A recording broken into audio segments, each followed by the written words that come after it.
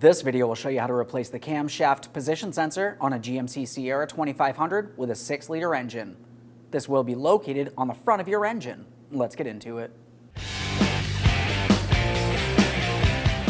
Okay friend, let's get started on our job. Safely make your way under the front of the vehicle and locate your front splash shield. To remove the front splash shield, you're going to find that you have 5 15mm headed mounting bolts holding it in place. Go ahead and remove all 5 of them.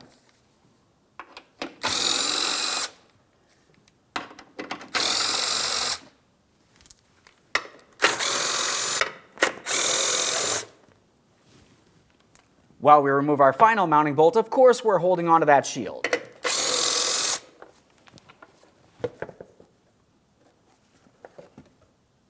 There it is, friend. A quick inspection and we'll set that aside. Now that we have the shield off, we can see the front of the engine. We have our harmonic balancer. Let's have a look right here. We have an electrical connector. Go ahead and squeeze in on the locking tab, which is on the driver's side of this connector. Once you have it squeezed in, go ahead and pull it out of place, and of course, a quick inspection for corrosion.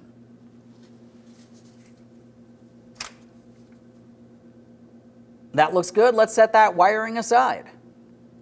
Now that we have that disconnected, have a look right here. We have a 10mm headed mounting bolt. We can remove that mounting bolt.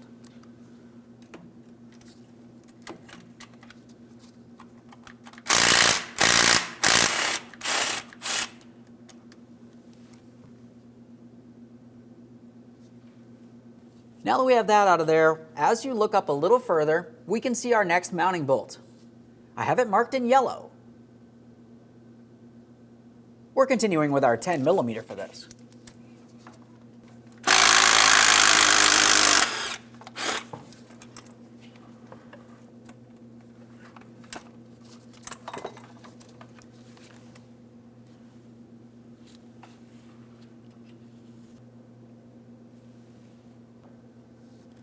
The next mounting bolt is going to be considerably harder to gain access to. We're looking up in the center of our harmonic balancer. Now, if you were looking up along the very top at approximately 12 o'clock, this is where you'd find the next 10mm headed mounting bolt. If you can't gain access to it, use a 24mm on the middle mounting bolt here and turn this clockwise only until you can gain access. To remove this bolt, you're going to find it to be easiest using a 10mm ratcheting wrench or an opened end wrench.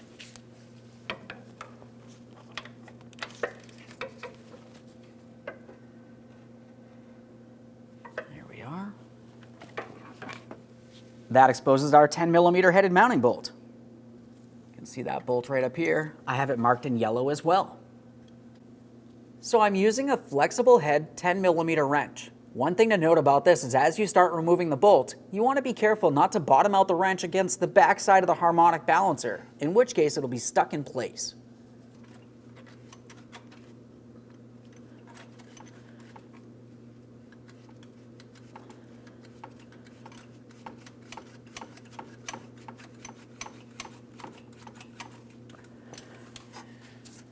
Okay, that looks like it's starting to come out well for us.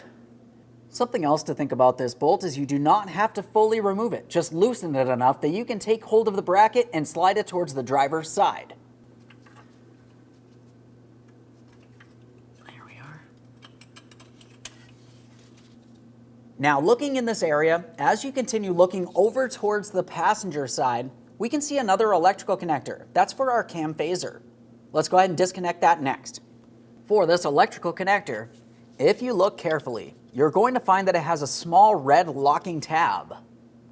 We have to dislodge the locking tab, and then it has another locking tab. For this one, it's a squeezable tab. For now, I'm just using an angled pick. I'm going to attempt to grab onto that red tab and pull it out and away from that cam phaser. Now, in some instances, you're going to find that the red locking tab will become dislodged. Other times, it will stay with the connector.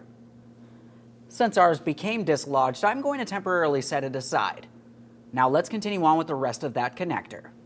With that red lock out of place, the next thing we have to do is pay attention to this area here. As I mentioned, we have another locking tab. It can be difficult to squeeze it in and pull the wiring down. If you find you have a hard time, you could use a flat blade screwdriver. Come in at an angle, gently press on the locking tab, reach behind the harmonic balancer, and carefully pull the wiring away. Be careful not to cause damage to this wiring harness. want to be careful not to break the cam phaser. We're trying to press in on the lock-in tab, and that should become displaced. Of course, a quick inspection for corrosion from that wiring harness. Now at this point, we can take hold of the bracket and you'll find it can move around, but it still can't come out. We have one more electrical connector, and this is the connector that leads to our camshaft position sensor. As far as this connector, it can be fairly difficult to reach into. We want to reach up and in, grab onto that locking tab, carefully pull away from the camshaft position sensor, and slide the wiring harness out of the way. I can see the tab right here. Right there. There it is. Let's remove this entire wiring harness and bracket.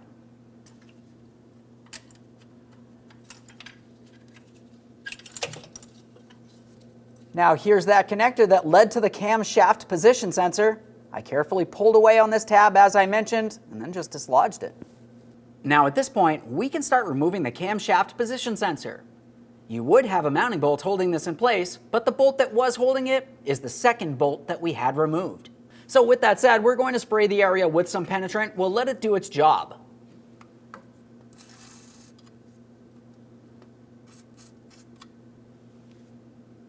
Now once you have penetrant on the area, take hold of the camshaft position sensor and attempt to rock it. We want to try to spin it a little bit to break it free from the engine.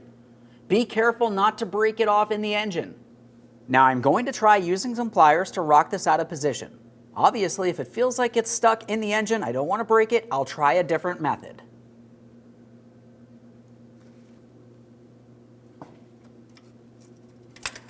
Now it did look like my sensor was moving for me. This is what I'm looking for.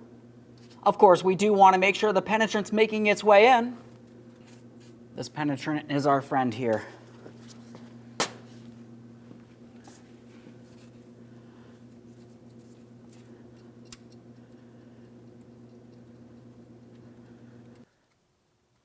Got some movement.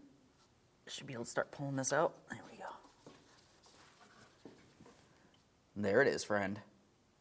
Prior to installation of any brand new part, of course, we're going to make sure we clean and inspect our mounting area. As far as this port, I'm only using some fine sandpaper. I'm going to give it a light scuffing. Any miscellaneous debris has to be pulled out and away, and we are not spraying anything inside of the timing chain cover. Let's make sure the base is clean as well, where the mounting point is. Oh, this looks good. Now you need to double check to make sure no miscellaneous debris has fallen inside of the timing chain cover. This can cause a runnability issue, and of course, anything may make its way into your engine oil. It's time for installation of our brand new camshaft position sensor. I'm applying some clean motor oil, and we'll slide this into position.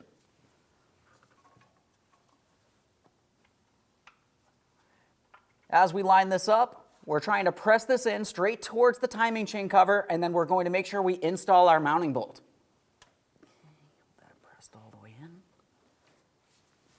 Now, before we install the mounting bolt, we have our bracket. As we bring the bracket into position, of course, we're going to have to connect in our camshaft position sensor.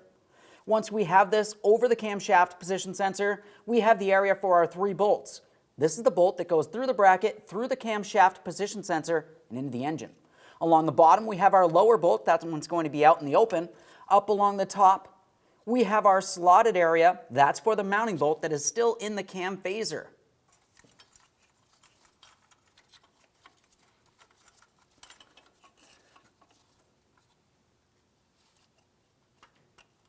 There we are. We have an audible click from that. I'm giving it a light tug.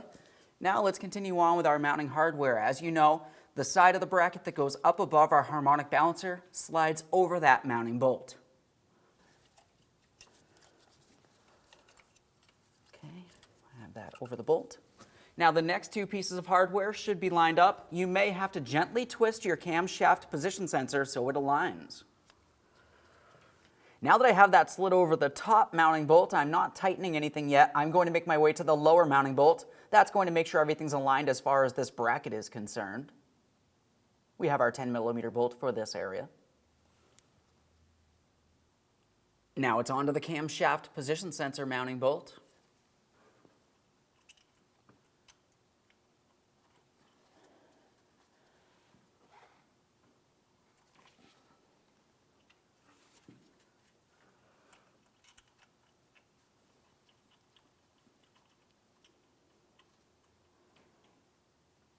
Once you have all pieces of hardware in position, we're going to bottom them out, and the torque for each of these will be 106 inch-pounds.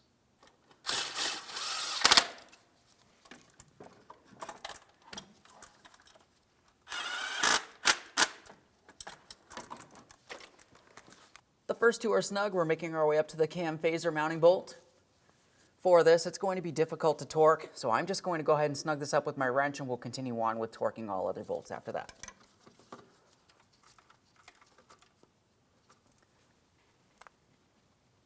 We're just trying to go to approximately 106 inch-pounds there. Everything's snug. Let's start torquing here.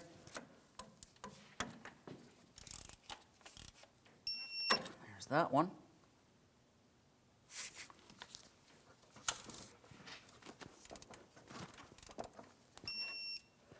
Double check that.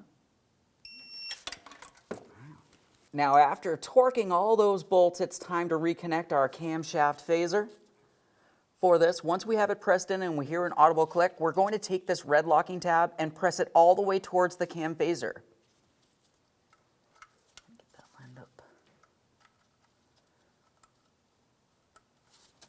Okay. Pressing in, listen for that audible click. A quick wiggle, it does not slide out of place. Now we're just going to lock it in. Now that I have that pressed in, I could hear an audible click. Let's continue on with our red locking tab. We're pressing that towards the cam phaser. There we are. Let's just double check that connector. Oh yeah. Along the bottom of our bracket, we have another area for our connector, so we're going to take this, we'll line it up. The locking tab will be facing towards the driver's side of the vehicle. Audible click there. Now, one last quick inspection in this area. You need to confirm that you've properly secured each one of your electrical connectors, and you've also torqued your mounting hardware. After that, we'll continue on with our protective shield.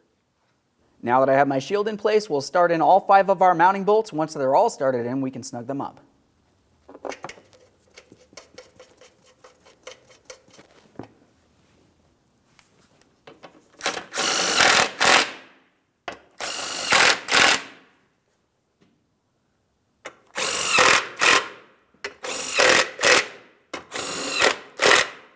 Okay, friend, we finished our installation. Now the next thing you want to do is make your way out from under the vehicle. You're going to start the vehicle, let it run, make sure you have no misfire and no running condition. Aside from that, go ahead and take your vehicle for a road test. Thanks for watching. When only the best will do, demand TRQ. The only company that lets you view before you do. TRQ is committed to offering the highest quality aftermarket auto parts that are engineered for peace of mind. Thanks for using and viewing with TRQ.